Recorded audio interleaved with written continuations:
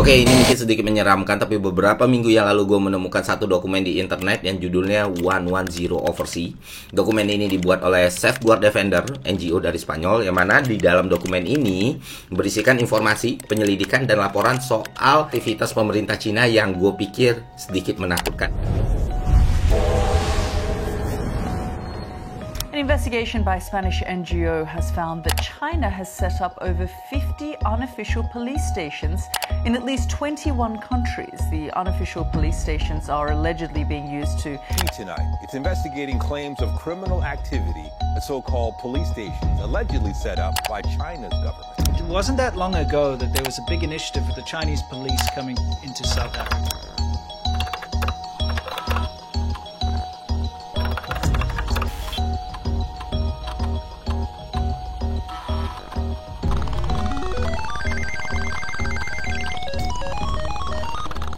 Jadi di dalam dokumen itu tertera informasi bahwa pemerintah Cina sudah membuat 54 kantor polisi di 30 negara secara ilegal, alias tidak diketahui negara yang bersangkutan.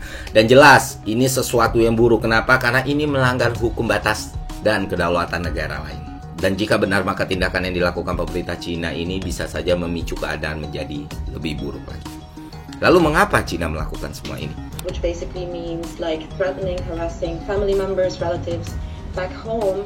To have the so-called fugitive, the person abroad, voluntarily, as they call it, return. Democratic governments are apparently not very aware or even concerned about this happening on their soil in violation of their territorial sovereignty.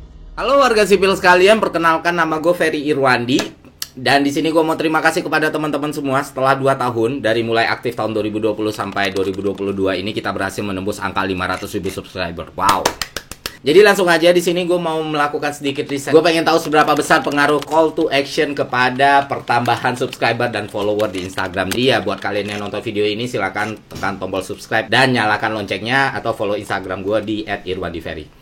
Oke, kita lihat seberapa besar pengaruh melakukan CTA kepada pertumbuhan subscriber. Dan oke, enjoy the video.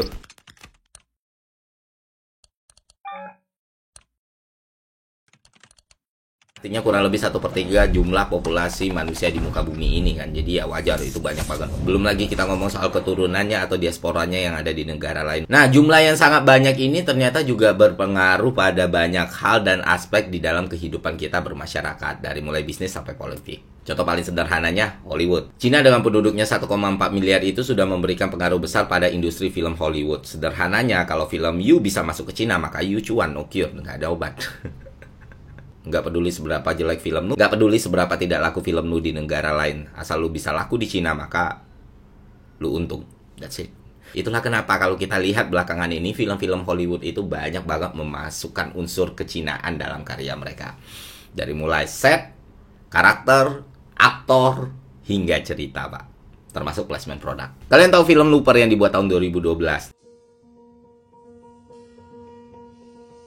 Kalian tahu Looper yang kita tonton di Indonesia ternyata beda dengan Looper yang tayang di Cina. Karena ketika masuk bioskop Cina, scene yang di Shanghai itu ternyata lebih panjang 15 menit dari film yang kita tonton di Indonesia atau di negara lain. Makanya Cina itu adalah bukti kalau kita tidak bisa meremehkan yang namanya kuantitas, Pak. Persis dengan apa yang pernah dikatakan oleh seorang ahli strategi sandal, Nara Shikamaru.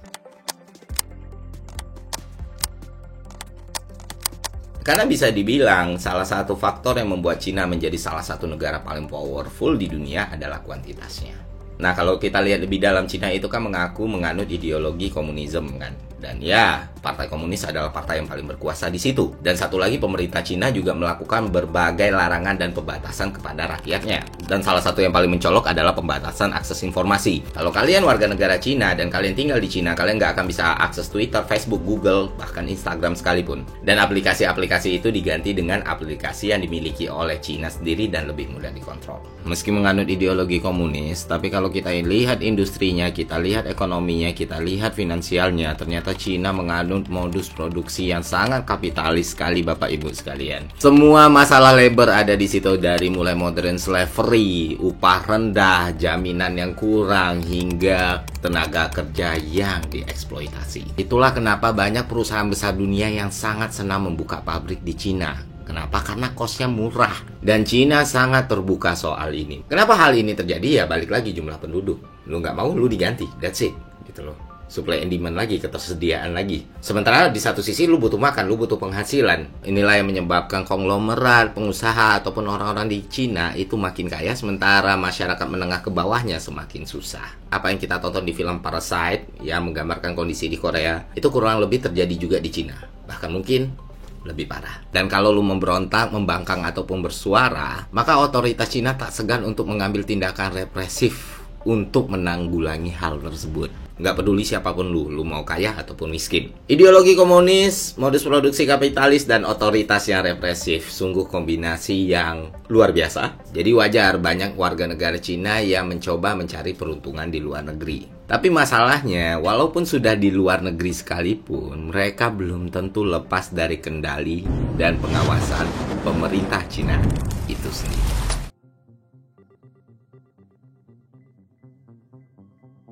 Jika lu dianggap kriminal di Indonesia, lu dianggap pemberontak di Indonesia, dan lu pergi ke luar negeri, maka pemerintah Indonesia tidak akan segampang itu untuk menangkap lu dan membawa lu pulang. Karena ini harus melalui prosedur yang ketat, harus melalui negaranya, Interpolnya, dan lain sebagainya. Nah, berdasarkan laporan ini, sepertinya Cina tidak berkenan menjalankan prosedur ketat tersebut. Ketimbang melalui hal ini, mereka berpikir kenapa nggak bikin kantor polisi sendiri. Lalu muncullah 110 Overseas ini, yang disinyalir dimulai tahun 2014. Jadi jika ada sasaran yang mereka anggap kriminal ataupun pembangkang, ya udah mereka langsung proses, mereka bungkus dan bawa pulang. Dan mereka menggunakan metode yang mereka beri nama persuasif.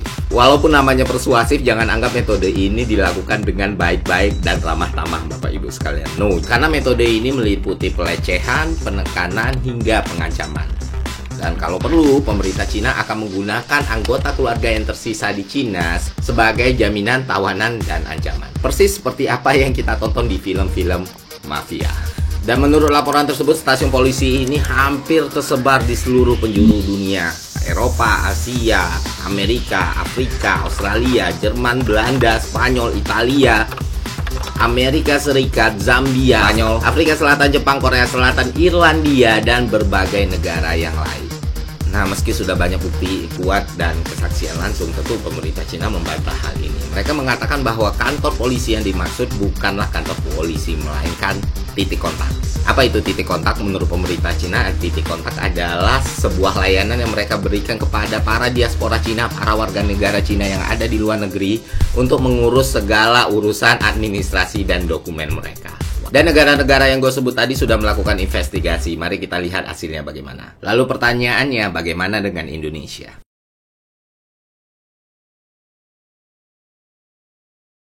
Safeguard punya dua dokumen. Pertama, 110 Overseas. Di situ Indonesia dinyatakan sebagai salah satu dari 9 negara yang dianggap hotspot dan dilarang untuk dikunjungi. Lalu dokumen kedua, Patrol and Persuade. Dinyatakan bahwa ada satu kantor polisi Cina di wilayah Indonesia yang keberadaannya sampai detik ini tidak diketahui. Gue melakukan sedikit penelusuran dan memang isu-isu yang berhubungan dengan Cina itu sungguh sangat sering dipolitisasi di Republik ini ya kan. Misalnya kayak beberapa waktu yang lalu ada Brimob yang kebetulan kulitnya putih dan matanya sipit, itu langsung dituduh oleh beberapa oknum tertentu sebagai polisi Cina.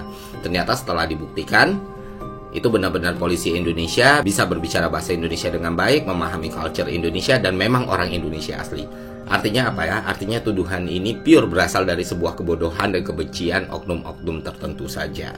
Kami persilakan untuk dibuka dan memperkenalkan diri. Selamat siang untuk semuanya, izin Jenderal, izin benar. Kami tegaskan sekali lagi bahwa kami adalah... Nah, gue melakukan penelusuran lebih dalam dan tahun 2018 ada informasi yang mungkin bisa kita telaah bersama ya. Nah, waktu itu salah satu kepolisian provinsi Cina melakukan kunjungan kerja ke daerah Kalimantan, tepatnya di Ketapang. Nah, kepolisian Cina ini ternyata dalam kunjungan kerjanya membawa sebuah plakat. Plakat itu bertuliskan kantor polisi bersama dan plakat itu diserahkan kepada Polres Ketapang. Dan lalu setelahnya muncullah informasi-informasi yang tidak benar dan hoax yang menyatakan bahwa kepolisian Indonesia dan kepolisian Cina sepakat membuka kantor polisi bersama. Dan hal tersebut langsung dibantah oleh Mabes Polri dan menyatakan hal itu hoax. Dan tidak akan kepolisian Cina yang membawa plakat itu ke Indonesia itu terjadi tanpa sepengetahuan mereka. Dan itu benar hoax karena emang Mabes Polri tidak tahu menahu soal ini. Dan kemudian berita itu rame dan kemudian dipelintir ke arah kanan dan kiri. Kenapa gue bilang hal ini bisa kita telusuri? Karena seperti yang ada di dokumen Safeguard Defender, 110 Overseas ini sudah dimulai dari sejak tahun 2014, dan dari sejak tahun segitu banyak sekali tindakan yang mirip dengan apa yang dilakukan kepolisian Cina di Ketapang tersebut. Artinya selain di Indonesia, mereka juga melakukan hal yang kurang lebih sama di berbagai negara, salah satunya Afrika Selatan. Dan tolong ini dicerna dengan baik-baik ya, karena ini nggak ada hubungannya sama pilpresan ataupun isu yang berusaha digoreng untuk kontestasi politik di masa yang akan datang. No, karena ini terjadi di semua negara, bukan cuma di Indonesia. Karena heran aja ada orang-orang bodoh yang memahami situasi dengan cara yang bodoh, lalu menyebarkan pemahaman yang bodohnya itu kepada orang-orang yang lebih bodoh lagi. Wow, masa ya yang kayak gini terjadi berkali-kali? Kesimpulannya sebenarnya simpel. Terlepas benar atau tidaknya laporan tersebut, jelas ini berpengaruh pada kondisi politik di Cina sekarang. Kita tahu semua kalau Xi Jinping sedang menghadapi tekanan yang hebat dari internal, dan kemudian isu ini juga ikut menyudutkan pemerintah Cina sendiri dari sisi eksternal. Jelas untuk menanggulangi masalah ini, Cina harus mengambil tindakan yang akurat. Karena seperti yang gue bilang di awal tadi, kalau ini benar adanya, maka ini bisa saja jadi pemantik untuk hal yang buruk lagi di masa yang akan datang. Oke, sekian Doku Vlog kali ini. Semoga konten ini bermanfaat. Sampai jumpa di Doku.